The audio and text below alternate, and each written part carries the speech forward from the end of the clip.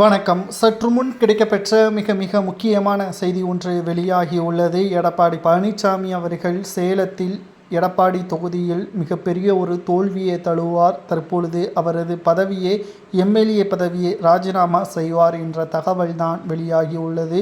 எடப்பாடி பழனிசாமி அவர்களே எம்எல்ஏ பதவி இழக்கக்கூடிய நிலைமைக்கு மக்கள் எடப்பாடியின் மீது கோபத்தில் இருக்கிறார்கள் என்பதற்கு முக்கிய காரணமே எடப்பாடி தொகுதியில் பதிவு செய்யப்பட்ட 92% வாக்குப்பதிவு தான். எடப்பாடி தொகுதியிலேயே இவ்வளவு பெரிய ஜனநாயக கடமையை ஆற்றியுள்ளதற்கு காரணம் தொகுதியில் எடப்பாடி பழனிசாமி அவர்கள் நல்லது செய்யாதது. குறிப்பிட்ட சமூகத்திற்கு ஆதரவாக மட்டும் எடப்பாடி செயல்பட்டது. அதிமுகவில் எடப்பாடி செய்த துரோகம் அப்பகுதி மக்களை கடுமையான கோபத்தில் உண்டாக்கியது.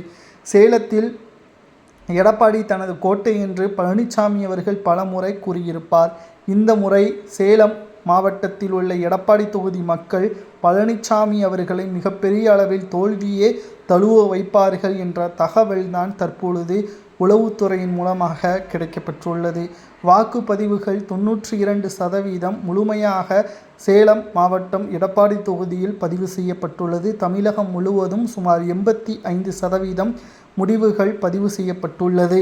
மேலும் எடப்பாடி பழனிசாமி அவர்கள் தனது எம்எல்ஏ பதவியை ராஜினாமா செய்யக்கூடிய ஒரு சூழலை சேலம் தொகுதி மக்களை உருவாக்கியுள்ளார்கள். முதல்வர் வேட்பாளர் என்று கூட பார்க்காமல் மக்கள் எடப்பாடியை புறக்கணிப்பதற்கு முக்கிய காரணங்கள் என்ன தெரியுமா? பழனிசாமியின் மீது இருக்கக்கூடிய கோபம்தான். அதிமுகவை அவர் நினைத்தபடியே ஒட்டுமொத்தமாக கைப்பற்றிவிட்டார். அவர் நினைத்தபடியே அதிமுக முழுவதுமாக அவருக்கான ஒரு கட்சியாகவே வைத்துவிட்டார். ஆனால் களத்தில் உள்ள உண்மையான அதிமுகவின் தொண்டர்களையோ பொதுமக்களையோ அவர் முழுமையாக ஏற்றுக்கொள்ளவில்லை, நன்மை செய்யவில்லை. பணத்தை கொடுத்து மக்களை விலைக்கு வாங்கிவிடலாம் என்ற எண்ணம் இந்த தேர்தலில் முழுவதுமாக எடப்பாடிக்கு தோல்வியை பெற்று கொடுத்து விட்டது. இதனால்தான் எடப்பாடி பழனிசாமி அவர்கள் எடப்பாடி தொகுதியில் இந்த முறை வேட்பாளராக நிறுத்தப்பட்ட போதிலே அவருக்கு தோல்வி உறுதிதான் என்பதை நாம் ஏற்கனவே பதிவு செய்திருந்தோம்.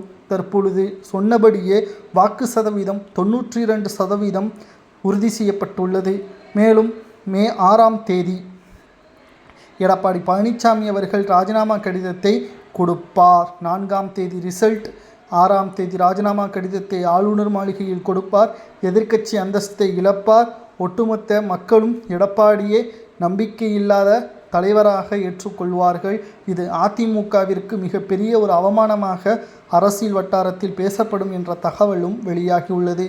எடப்பாடி எம்எல்ஏவாக வரலாமா வேண்டாமா என்பதை கமெண்ட் வாயிலாக கூறுங்கள்.